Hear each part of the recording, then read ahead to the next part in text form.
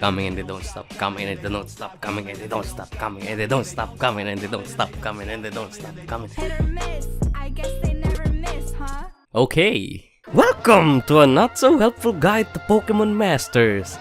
Today, I'm here to guide you on the new infamous Pokemon mobile game and help you make decisions if you should pick this game up, and alongside it, some beginner's guide to the game. Let's go! What is Pokemon Masters, you ask? It's a free-to-play mobile game using the intellectual property of Pokemon as its basis of sucking your wallet dry. Do note, however, that this game is not the Pokemon we all have played in our younger years. We do not collect Pokemon here, and there is a gacha in this game that offers what it calls Sync Pair. A Sync Pair is basically the trainer and the Pokemon combined. So if you were hoping to collect Pokemons, sadly or happily, their trainer will come along with them. Example being Brock and Onix, Misty and Starmie, Rosa and Snivy.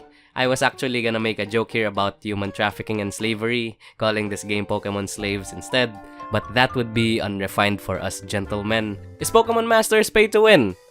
While there are articles saying it's pay to win, cash grab, why is Pokemon a gacha game? Why do I have to pay $30 to roll 10 times?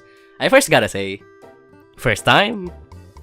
As someone who have played a lot of gacha games in his life, Pokemon Masters honestly isn't the worst offender as we have the games that implement VIP system bullcrap along with standard gacha affairs.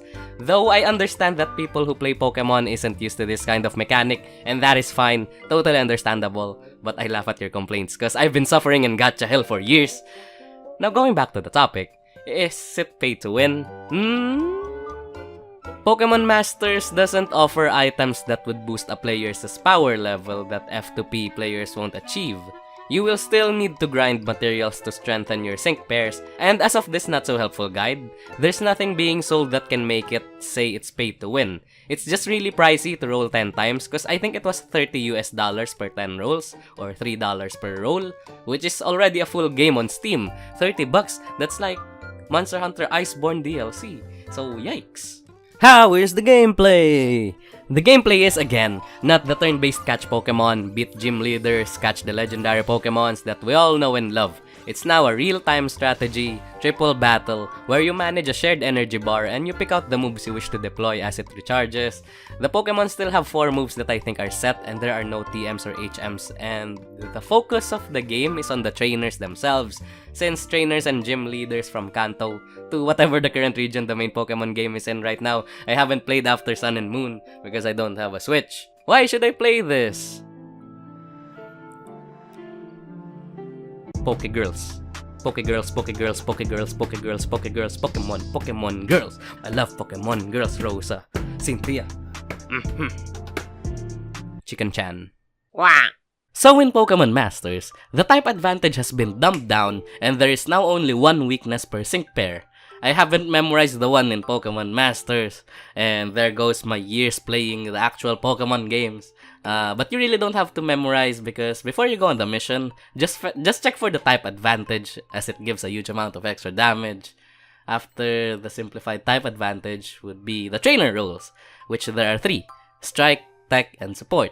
Strike is the DPS, Tech for crowd control and or debuffs, while Support is common sense. I honestly just recommend picking the sync pair that you prefer playing without giving a care about the trainer roles since you're gonna quit after a month anyway, hehe.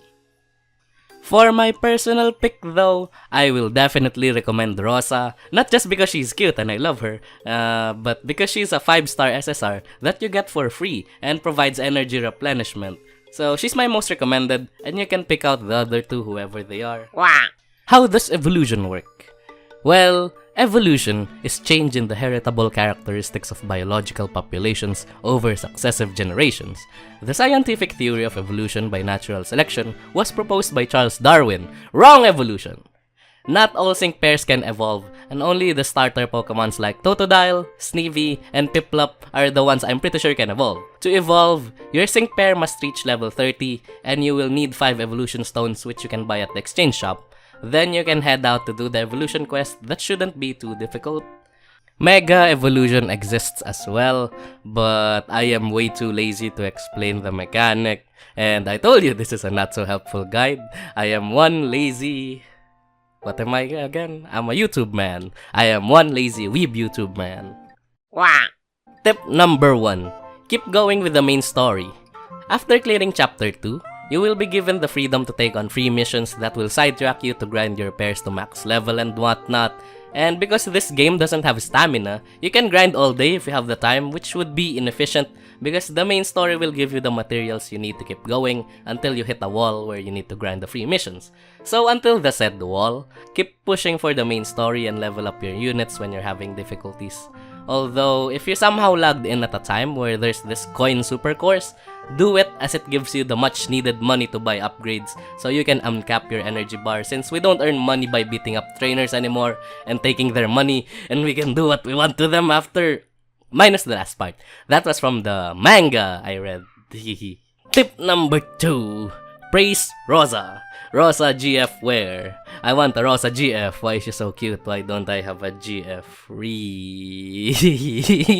Tip number 3. Buy the energy uncap item from the exchange store as soon as you can. Having only 4 out of 6 energy at the start is a big no-no. And by having 6 energy at the start of the battle means you can just rush in and have all 3 of your units attack in one go. Then if ever Rosa is one of those 3 units, she can just replenish the energy back to full and do it again. So I really do recommend energy uncapping. Gacha guide time! Now for everyone's most awaited, the gacha. Unlike in other gacha games, when you roll 10 times, you usually get either an additional 1 roll, 10 plus 1, or a guaranteed 4-star, or a depressed lifestyle. But in Pokemon Masters, it doesn't say anything, so until it gets a confirmation that it will give you a reward for saving up 3,000 gems, it is okay to re-roll every time you get 300 gems and satisfy your addiction with gacha games, so go ahead. And before I forget, so there aren't much sync pairs right now, so you are definitely going to encounter duplicates. What happens if you get duplicates? Getting dupes of a sync pair increases the rank of the sync move it has. The sync move is what we can compare to an ultimate attack, and it's just the Z moves from Pokemon Sun and Moon. So in Pokemon Masters, the rarity only comes in 3 versions, 3-star, 4 stars, and 5 stars. The basis of the rarity is I guess the impact and memorability of the sync pair in the whole Pokemon series, since Blue, our rival back in original Pokemon games, and their Leaf Green and Fire Red remakes are considered a 5-star, and so is Brendan. And I remember this little shit who keeps challenging me with the Mudkip while having a Torchic, but I digress. The gacha rate honestly is not bad. With a nice 7% chance of getting a 5-star, that's one of the highest among the gacha games I've played. But the elephant in the room is the expensive price for the gems and the stinginess of the game when it comes to giving free gems. Tip number 4. I'm stuck in gacha hell. Please send help. I'm actually suffering but I can't stop the euphoria when I get a 5-star or someone that I want in the banner. Please end my suffering, please. And lastly, a guide to gems. Getting gems can be quite straightforward. There's the usual daily login rewards, but I think the main source of free gem income is through the main story.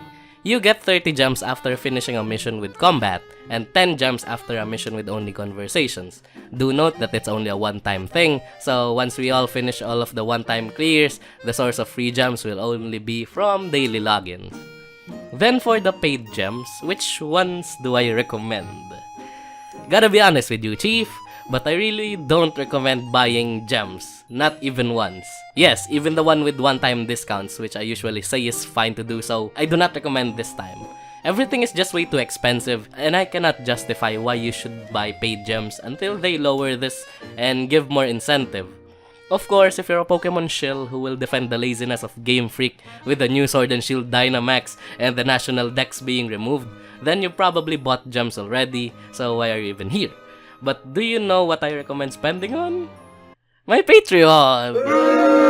For only $1 or more, you can have early access to my videos. I don't have to worry about the monetization too much, and maybe if I'm funded enough, I can go back to college and fix my life and leave this gacha game hell. But that is totally optional. I understand supporting someone online monthly makes you feel uneasy, so it's fine, do not worry about it. And that was a not so helpful guide to Pokemon Masters. If I can be honest and give you a quick review right now, this game is a below average 4 out of 10, and what's only keeping me is Rosa because she's an absolute ball of sunshine and I wish for a sunshine girl GF. Good night. I thank you, Weebs, for watching. Remember to drink water and keep yourself hydrated at all times. I love you, filthy Weebs.